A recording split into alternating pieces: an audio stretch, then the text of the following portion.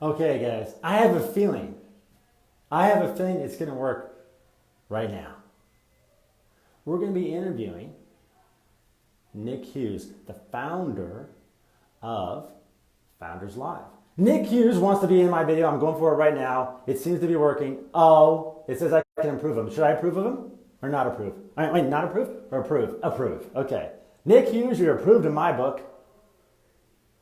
And now he's going to be coming on. The first time I've ever met him through talking with text and stuff like that. We're adding Nick Hughes. I promise. It says it on the screen. Let's just sit here. So Nick Hughes is coming on, the founder of Founders Live. And through his organization. Whoa! Hello. Yes! Yes! Yes! Nick Hughes. Great to be on. Thank you so much. Took us a few times, but here we are. All right, very good. And Matt Kosick is watching. He's been our one loyal viewer through all of our starts and restarts. So he's a good guy here in my town. And you're covering up your camera there. I don't know. Can you hear me there, Nick? Okay. Very, very good. Can you hear me okay? We'll see. We're getting maybe a delayed response. Nick, can you hear me okay? Yes, I'm right here. I can hear you. Okay. All right. So I'm not hearing anything. I wonder if it's the connection there. All right. So, Nick, how about this? I'll have you introduce yourself. Can you hear me okay? All right. Yes. How about this? Oh, I heard you. You say yes again. Yes. You didn't say yes again, Nick. Okay. Yeah. All right. I can hear you now. All right, Nick. So listen, thank you so much for being on here today as part of the Tap Into Your Genius series, which are the things that I'm doing. And the premise behind what I'm doing is it's a membership site and course which shows people how to tap into the genius part of their brain. And part of that is creativity, being an entrepreneur and being a visionary and turning that into reality. And so I had told people briefly, and I'm going to say what you do, but if you could then tell the full story of how it works and how you came up with the vision for Founders Live. But my experience has been this, is that Nick has been creating Founders Live in every major city around the country. And in those events that he creates once a month in each of those cities, there'll be 5 companies that pitch their company in 99 seconds and with a 5-minute Q&A. And I found, especially here in Dallas with David Ezell running it, it was very efficient, it was fun, and people had a chance to pitch their company in front of a lot of other entrepreneurs and investors. And so that's been my experience, Nick. So can you tell us a little bit about what Founders Live is about? Yes, I can. Thank you so much. Just glad to be on the show, and thanks for reaching out. But really, Founders Live in general, that we are putting on around not only the country but the world now, which I'll get to. But really, Founders Live in general Wow. is a global platform for entrepreneurship. And what I realized, so the long story short, won't spend too much time on the history, but 4 years ago, I started the event in Seattle that you just described, and it was not called Founders Live. And it was really just we just wanted to get people together, have a good time in Seattle and highlight early stage companies. And that first event, I did not know at the time, was the basis for everything that's now spreading around the world. And in 2016, I realized that what we were doing in Seattle, which we were doing a monthly event that was building a community, I realized that this could work in other cities. And in addition to that, I realized that there are pockets of creativity, not only in the US, but around the world. The pockets of innovation and entrepreneurship in all these cities around the world are disconnected, right? They are not like, I don't know what's coming out of Nairobi, Kenya. I don't know what's coming out of Buenos Aires, Argentina, from an early stage entrepreneurial standpoint. And I also don't really have the connection to those founders there that are doing really interesting things. And when I realized that, I said, someone needs to fix that. And so we started Founders Live to connect the entrepreneurial community around the world, to inspire, educate, and entertain them.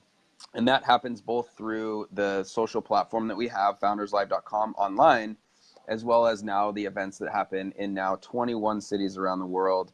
And we're adding about 2 to 3 cities a month, which is amazing. Hmm. That's so great. Well, let me ask you this because one of the things I cover in the Tap into Your Genius thing is about vision and purpose. And so apparently, you have a pretty big vision there. And so can you tell us the moment in time? I know you talked about having your first event in Seattle, but where you conceived of this entire movement in company, what was that moment in time that was that perhaps the epiphany moment where you came up with the idea and envisioned it all? Yeah, I wouldn't say it was a lightning strike, but there was, Sure. like I said, everything started it was March 2014. I put on the first event, and I wish I could say at that point in time I saw the vision, but it was a slow, just observation. And this is, a lesson to a lot of founders is, you know, put things out into the market and observe and test and iterate and learn from it. And so Mm-hmm. when I was doing that, it was roughly about, I think it was like spring, summer of 2016 when, we had an event where there was a woman that pitched her company, and she early on was very nervous. And before, like 2 3 weeks before the event, we had talked on the phone, and I basically had to convince her to participate and pitch her startup in front of the crowd. And Mm-hmm. she had to think about it for a weekend, and then she finally came back and was like, all right, I'm going to do it. And so the night of the event, this is a woman, probably, mid 30s, and she actually had her child. She couldn't get a babysitter or any sort of child care. So she brought her like 1 year old child to the event. They were in the back with a friend, and she gets on stage and she's all nervous. And she delivers probably the best pitch I've ever heard in the history of Mm. Founders Live. She ends up winning the event. Everyone is like going crazy and clapping for her. And that moment of this woman that was nervous, had no confidence that she could deliver a pitch and be successful and win, and she ends up like winning the night, and it was the best pitch of the night. It proved to me that there are actually millions of people around the world that need that opportunity, and that opportunity gave Mm-hmm. her so much confidence. She ends up like, bursting through the rest of the year. They had a physical product, and so they sold like a tremendous amount through the holidays. And I can just tell you that that was the epiphany of like, oh my God, this is important for millions of entrepreneurs Mm. around the world to be in front of their local audience, to deliver a pitch and then get that success. And even if you don't win, you feel so great when you deliver that pitch. And you've been to the events, correct? Mm-hmm. Mm-hmm. In Dallas, A and you're couple of observing, them, yeah, you're observing these founders, and it's just such a great experience. And so I think that was at the moment. She told me later, she said, Nick, that was one of the most important times for me as a founder. And I said, we got to take this all around the world. That's a good story, man. That's Yeah. really good. Um, so when you talk about winning, what is an opportunity that entrepreneurs can win in being involved with your organization? Yeah, it's a good question. Founders Live, if you're watching, if you haven't been to an event, you definitely need to attend one. But what you'll notice is it's a lot more collegial, if that's the word that we want to look for. So what it is it's a great event, exposure for all these founders. You learn a lot in the audience. You're learning about all these startups, and you're observing people get on stage and pitch. But what we don't offer is, it's not like a cash prize. Number, Right. for a few reasons, but most importantly is, really the winning startup is really about, highlighting them and giving them a little more attention. So if the crowd votes on the winner, and so when the winner comes back up, they're provided a little more opportunity to talk about their company. They receive a write up on Founders Live, and they will Mm. we will highlight them. They actually get entered into the Hall of Fame. So we have a Founders Live Hall of Fame that we list all the Wow. winning companies from everywhere in the Okay, world. now I have a personal challenge that I need to take on in my own life. Yep, How do I yep, get in the yep. Hall of Fame board in Founders Life? You got to win. And then, we're we're looking for a few new opportunities of partners that would want to come on and offer like a package of the essentially a prize. But we do that Yeah, yeah. locally, right? So pretty much every local event, we ask our teams to source partners that would want to essentially put together a winning package. But so that's kind of on a local level. So there's prizes here in Seattle and some other cities. But then I would like to note this, that every presenting company, no matter where they are in the world, not the winners, but all the presenting companies, they receive $5,000 credit towards Amazon web hosting, so through Hmm. AWS, which is amazing. So Right. just a pitch, you're basically getting equivalent of $5,000 just to walk up and participate. So that's really part of what we offer just as a participation, not the winning package. What are all the uses that a company can get from being on that Amazon I don't know, partnership that you're talking about?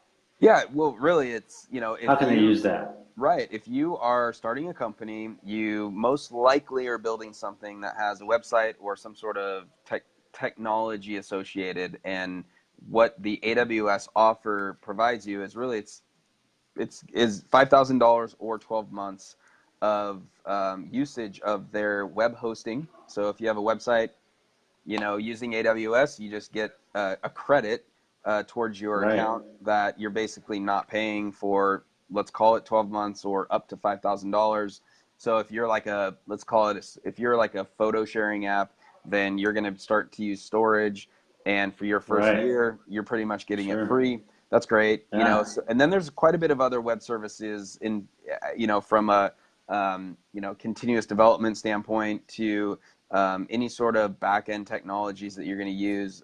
That's a lot also offered within that offering. Let me ask you this. So when you're looking for presenters, Yep. what's the criteria? Who's like a prime candidate that you're looking for? Yeah, that's a great question because we for sure don't look for any industry, and our goal is you walking into a Founders Live.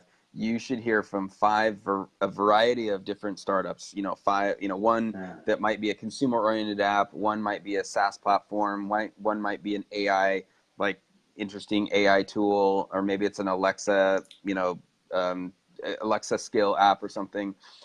So we Right. don't look for any, and actually, the basis of Founders Live is entrepreneurship is many things, right? Entrepreneurship Hmm. is not just technology or building an app. And I think that that's a really important thing. When we take Founders Live to the world, we want everyone to know that it entrepreneurship looks different in many different countries and many different cities. And Hmm. so we don't, have a focus on that. The criteria is a product or service in market. All right. Hmm. So if we're gonna, let's say that you're like, hey Nick, I would love to pitch at the next event. I would say, great, show me, like, what's the status of your company and your product. And what you need to show me is there is at least something that I can go to on a website that I can access or use. And usually that's the earliest is in a beta form, right? So if Hmm. you're like, hey, we just put out this product, it's in beta, cool, then you're on. But what we don't have is people standing up and just saying, here's an idea, thought about it at the bar last night, should I build it? We Right. don't have that. Well, um, yeah, go let me ahead. be bold enough to ask you a question here live. So Yeah. what I'm doing is I'm creating the beta site and also a course for tapping into your genius. And so my goal is to empower people. I think that we're all given certain gifts, and by God, and that we very often we don't really explore them. Perhaps we want to be an entrepreneur like you, but perhaps we hold ourselves back by fear or by our family or our culture. That's too risky. That's stupid. But it shows people how to tap into those gifts. I think that we're all given and really develop them and be successful. Is something like that? How would I make that? Meet your criteria so I can maybe pitch sometime at Founders Live. Right. Yeah, I would just say you if you have it in a position where it people can access it, then you go to the website, go to the community, learn, Hmm. enroll in a class. That for Yeah. sure, that meets our criteria.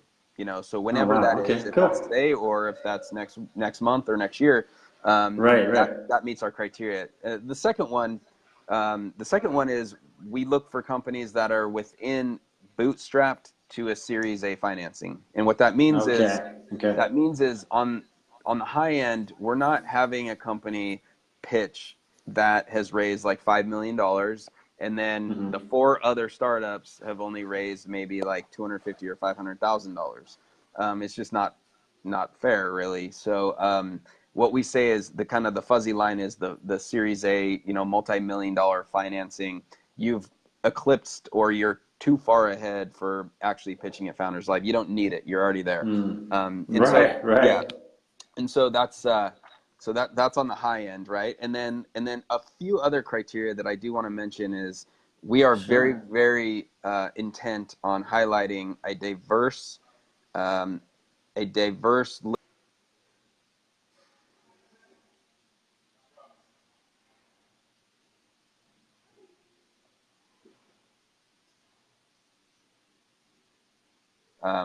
to be highlighting female founders and then underrepresented.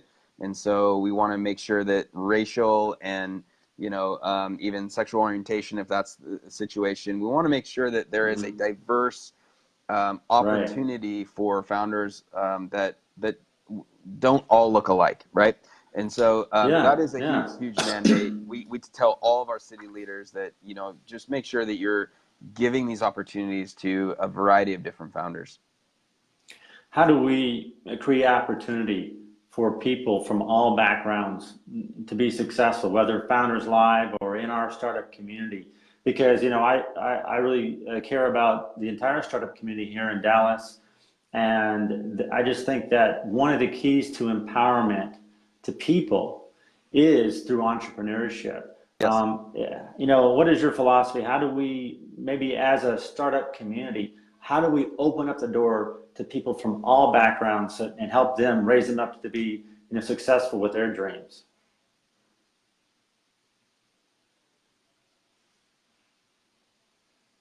Hmm. Have to talk about it, and we have to be vocal and open about the invitation for these other groups of people that are welcome. And I guess what I would Hmm. say is, look, we're two white males here, we're talking, and what we don't realize is that we are so used to having the majority of people around us and that we're communicating with or meeting with look like us. And Hmm. I've realized in Seattle, we're doing a really good job of having the room is almost 50-50 male or female. And females feel very welcome at our Founders Live events. A lot of that is because of the energy and the attitude, as well as the core values that we've put in. But in Hmm. terms of the racial split and background, we're still working not that here in Seattle. But what we're finding is if we simply come out and say, we want a more diverse community and a more diverse audience and a more diverse founder list. Um, Yeah. that is the number one thing that I think most people aren't doing is they're not vocalizing it and making sure that it's known that like everyone is welcome. And so that's what we've done Yeah. with Founders Live is really like made it apparent, and it's part of our core values to say that and then put in the effort to reach out to those other networks and communities to invite them and make sure that they are welcome. No, that's good. And on my end, I think it's also philosophical. I think that if we really take on the philosophy that to love our neighbor, that I think that we then begin to maybe the values of our company, if it's to love our neighbor, we automatically then begin to like, I found that amazing person, and it doesn't matter to me who they are, where they came from. Are they an amazing person? Are they somebody that I want to be with? And so I think that helps to permeate the culture of our companies, where we begin to just automatically then invite people from all different parts of the world or different cultures to be a part of Yep. our dream and vision. Let me ask you this: so when we come to an event, Founders Live event, who are people pitching in front of? Who's in your audiences? Yeah, great question. I like to answer it simply by saying it's basically a thirds. It's in thirds, and so the first third is really other founders and people that may have pitched previously or they're like looking to pitch.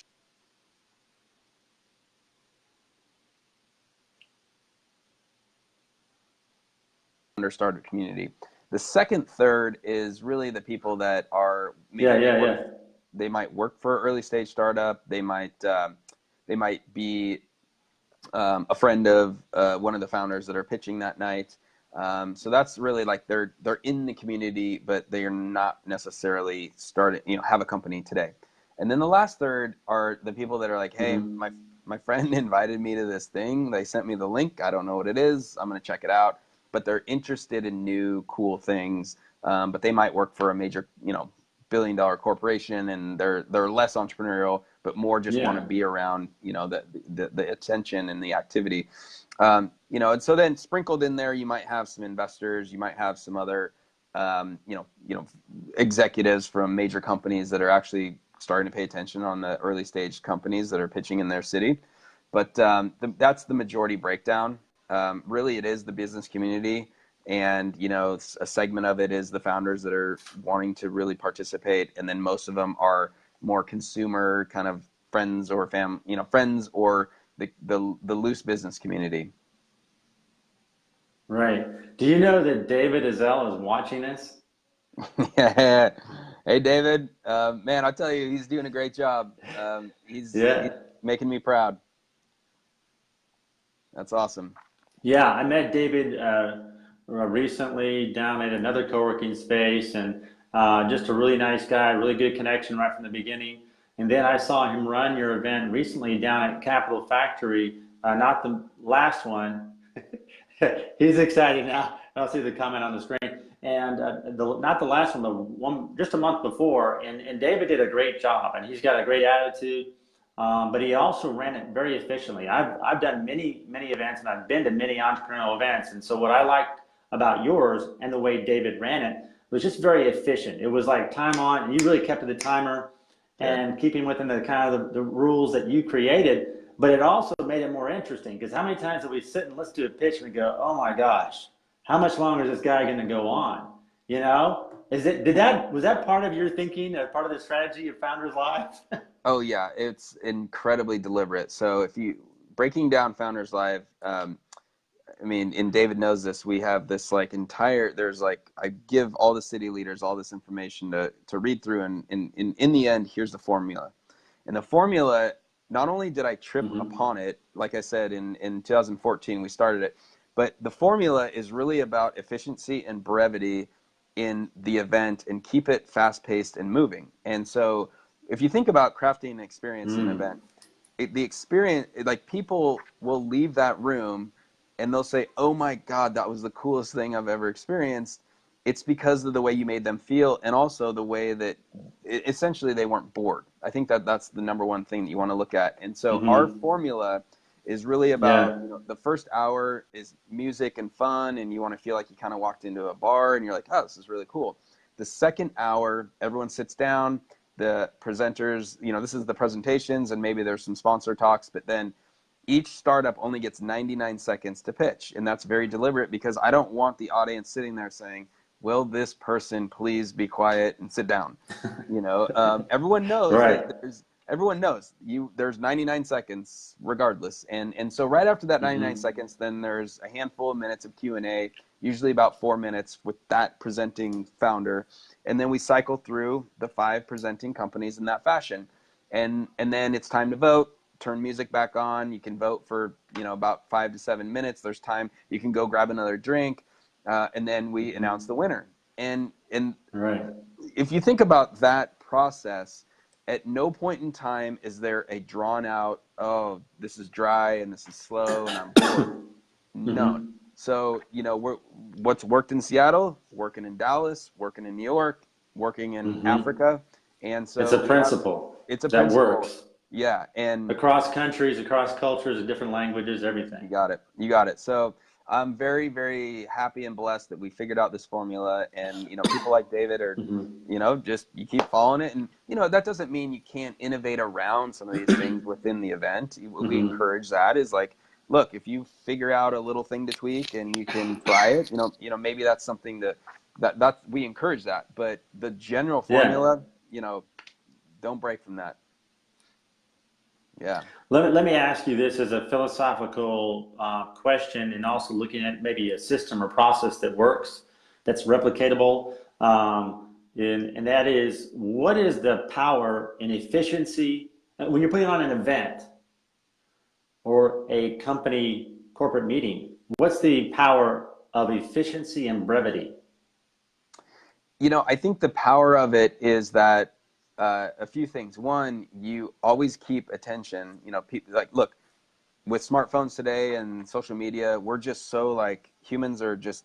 It's really, really hard to keep their attention, and Attention so span, yeah. oh, it's ridiculous. So efficiency and brevity really helps people stay engaged. I think it allows you to pack the most experience and information into a period of time. So the hour of presentations of the event usually is about 3 hours long, 2.5, 3 hours long. You can pack as much as possible. And so I think those two principles are incredibly powerful in terms of respecting people's attention and time, making sure that you are getting a packed full hour of presentations, and thirdly, and this is something I'm realizing that I've totally built my company around this, but the fact of limitations, or I guess the word is what's the word? I guess what I would say is limit. Like, so we only offer the opportunity up to 5 companies to pitch, not 10, because again, why you don't want people sitting there in the audience. Brevity, Oh my yeah. God, will this be done? So having a Yeah. limited offering and having kind of bumper plates around that, I found is an incredible principle. We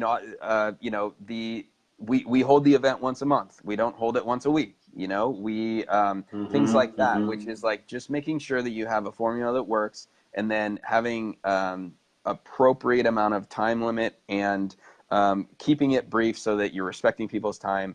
And then lastly, really wrapping in, we're all about inspiration. I mean, I found that, and this is where I think we have a common, purpose here is, it's really, and David knows this too, is like, you need to, if you can have those people leave the event more inspired than when they walked in, you've succeeded. And that's why this thing works, is because they're like, oh my God, this is so cool.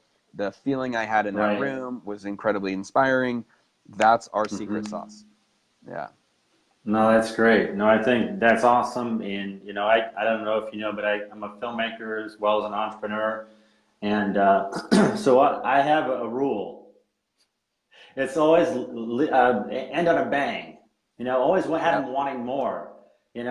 So that makes me be forced into a segue that we're going to lead to something fantastic here. I don't know what it is, but I really want to thank you, Nick, for being here. I want to ask you one other question that I think people might be wondering about, and I am, because we've only texted just a little bit before today, and so I really appreciate you meeting today and